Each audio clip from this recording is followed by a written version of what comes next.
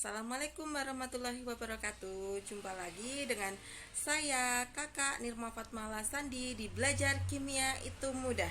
Jangan lupa ya, setelah tonton videonya sampai habis, tekan tombol like dan subscribe. Dukung terus channel Kakak Nirma Fatmala Sandi ya. Terima kasih. Assalamualaikum warahmatullahi wabarakatuh. Jumpa lagi dengan Kakak Nirma Fatmala Sandi di Belajar Kimia Itu Mudah. Oke, kakak kali ini akan menjelaskan tentang pengertian koloid. Koloid itu ada di kelas 11 semester 2 ya. Apa sih pengertian koloid itu? Koloid itu sangat banyak sekali kalau kita jumpai sehari-hari. Contohnya apa? Ada susu, ada es krim, itu termasuk koloid. Tapi campuran itu juga sangat banyak sekali kita jumpai sehari-hari. Ada campuran air dengan gula, ada campuran air dengan susu, campuran air dengan kopi. Nah, untuk membedakan campuran-campuran itu termasuk koloid atau bukan, maka di sini kakak akan melakukan percobaan tentang perbedaan suspensi, larutan, dan koloid. Untuk melakukan percobaan ini, kakak menyediakan ada 3 campuran. Nanti ada air dan kopi, ada air dan gula, ada air dan susu. Nanti kita bersama-sama mengisi tabel ini ya. Oke, di sini kakak langsung aja melakukan percobaan. Yang pertama tadi air dengan kopi ya, kemudian air dengan gula dan air dengan susu. Kopinya kakak ginikan ya, dimasukkan dulu kopinya. Kemudian gulanya di gelas yang kedua ya. Ini ada gula di sini. Gula. Kemudian susu.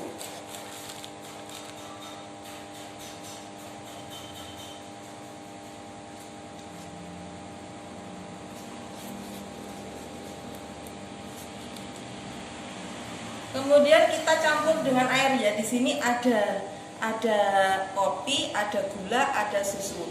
Yang ini termasuk zat terlarutnya ya. Nanti yang dilarutkan ini pelarutnya adalah air semua.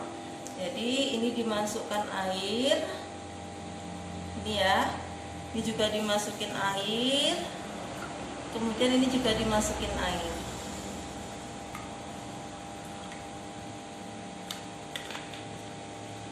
Oke, di sini terdapat perbedaan antara ketiga larutan ini.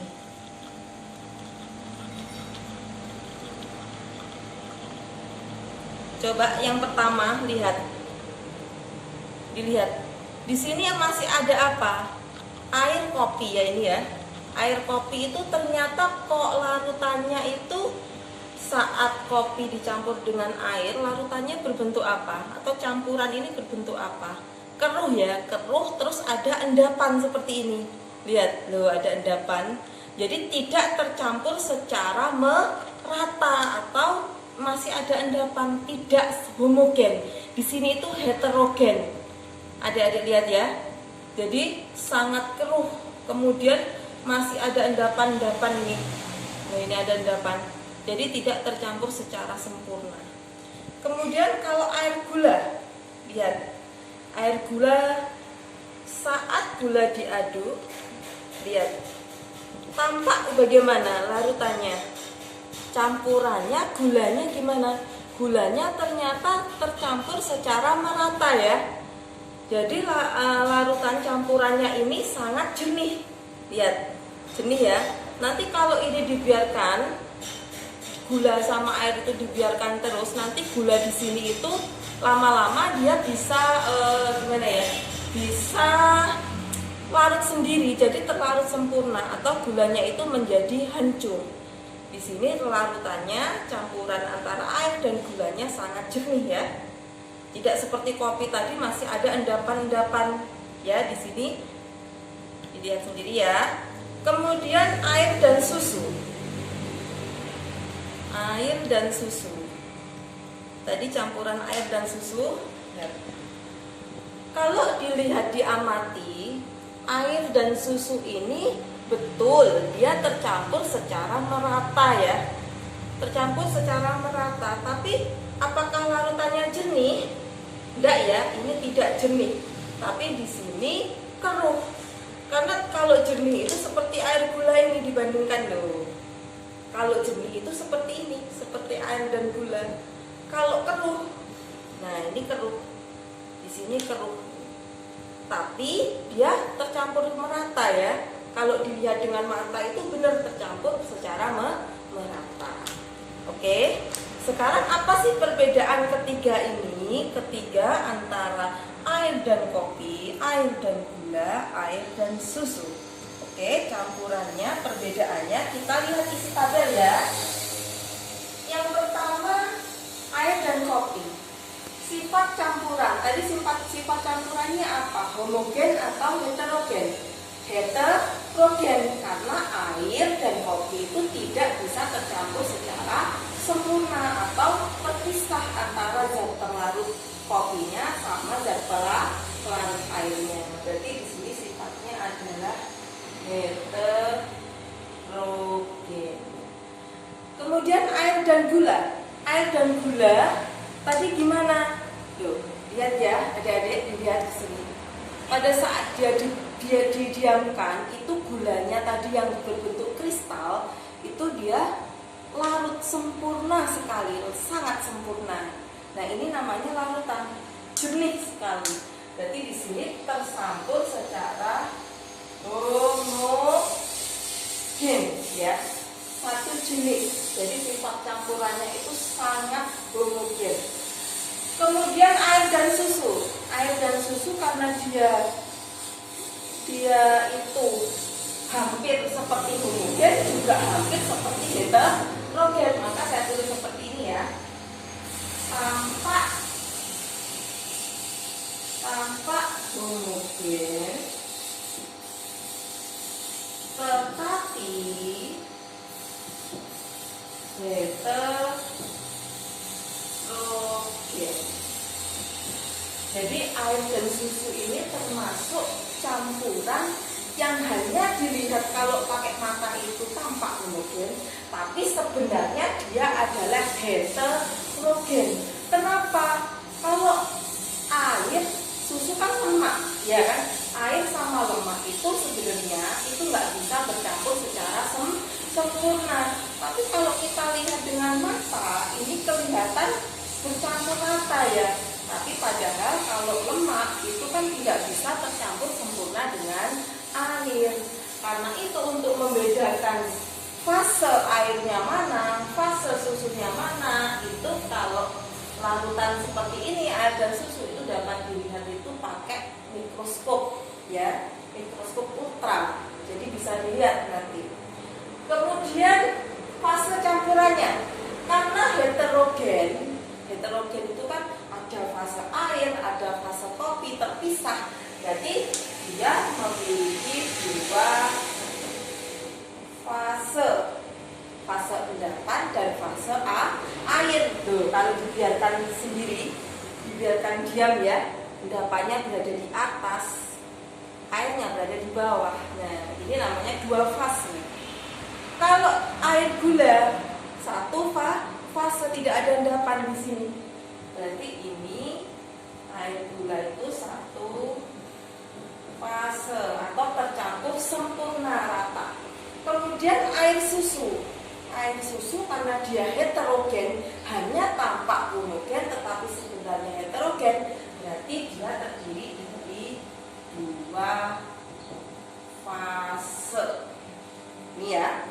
Kemudian endapan, sudah jelas ya, kalau air kopi itu pasti ada endapannya, maaf. Ada endapan. Kemudian keruh. Kalau air dan gula tidak ada endapan ya, tidak ada endapan. Airnya gimana? Jernih sekali ya. Kalau air dan susu ini tidak ada endapan. Jadi air dan gula itu tidak ada endapan, tetapi kerut. Ya, kalau air dan susu itu tidak ada endapan, tapi dia kerut, ya, tidak ada endapan tapi kerut. Kemudian kalau disaring, kalau air dan kopi itu bisa disaring enggak? Bisa ya, karena endapannya kan berada di atas. Kalau disaring, nanti yang ini, yang endapan ini pasti nanti akan masuk, tidak bisa keluar dari saringan ya, kalau kita pakai saringan gitu ya. Jadi kalau air kopi itu dapat disaring,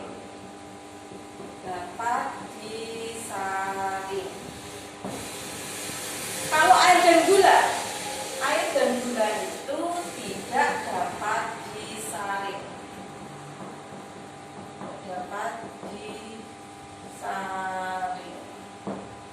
Kenapa kok tidak dapat disaring?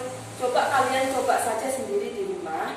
Nanti kalau misalkan ada saringan air gula ini kamu saring, apakah nanti gulanya ada di atas? Enggak. Nanti kalau kalian minum itu tetap rasanya air gula, karena gulanya itu bisa menerobos melalui saringan, gitu ya. Jadi tidak dapat disaring. Kemudian kalau air susu itu dapat disaring.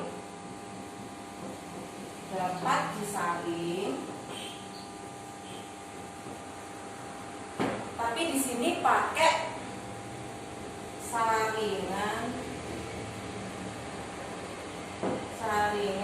ultra. Jadi saringan yang sangat kecil sekali. Itu ada di praktek-praktek kimia itu pasti ada saringan ultra, mikroskop kecil, mikroskop ultra itu juga ada. Oke. Dari kesimpulan ini, air dan kopi, campuran antara air dan kopi ini disebut sebagai dispersi kasar. Ingat-ingat ya. Dispersi kasar itu disebut juga dengan suspensi. Kemudian campuran air dan gula, ciri-cirinya seperti ini tadi, itu dinamakan dengan dispersi halus. Dispersi halus ini disebut juga dengan larutan.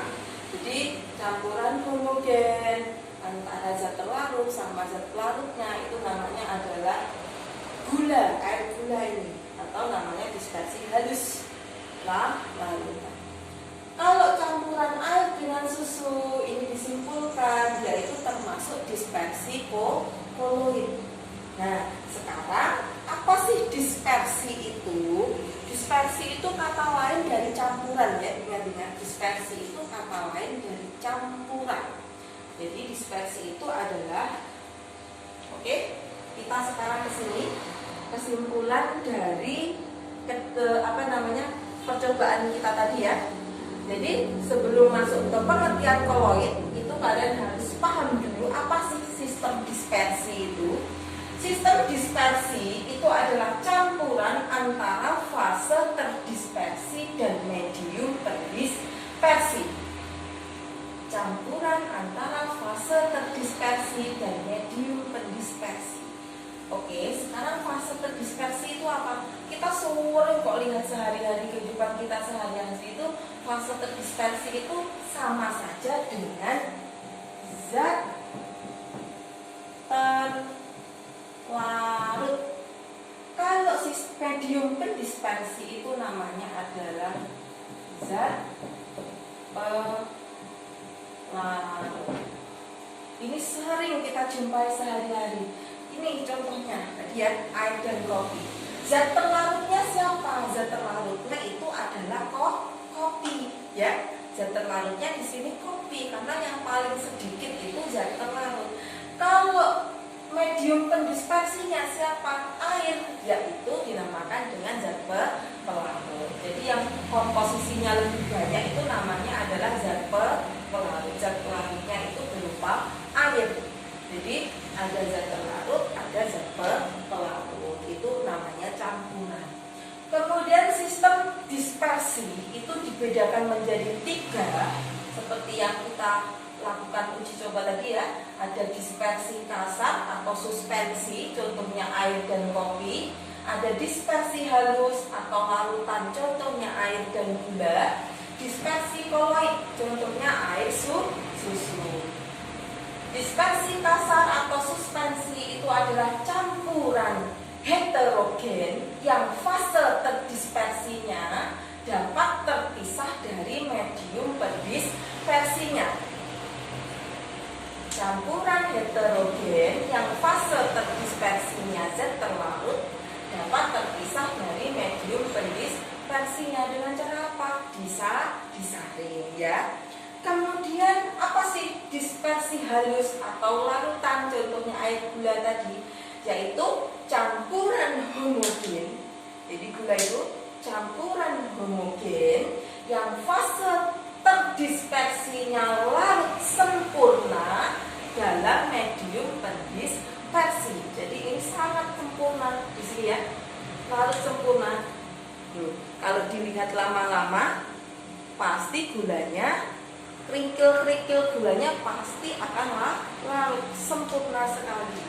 Kemudian dispersi koloid itu adalah campuran yang terlihat homogen, tapi sebenarnya koloid itu adalah heterogen. Jadi kesimpulan dari ketiga percobaan tadi ini ya. Jadi di sini koloid itu adalah campuran yang terlihat homogen tapi sebenarnya adalah heterogen. Jadi dalam kehidupan sehari-hari koloid itu hampir mendekati suspensi, juga hampir mendekati larutan. Jadi tengah-tengah koloid itu seperti suspensi, juga seperti larutan. Oke, untuk contoh-contoh koloid nanti kita pelajari setelah ini ya. Jadi sangat banyak sekali koloid itu, ada es krim, ada apalagi ada air sabun, busa, air tinta, itu termasuk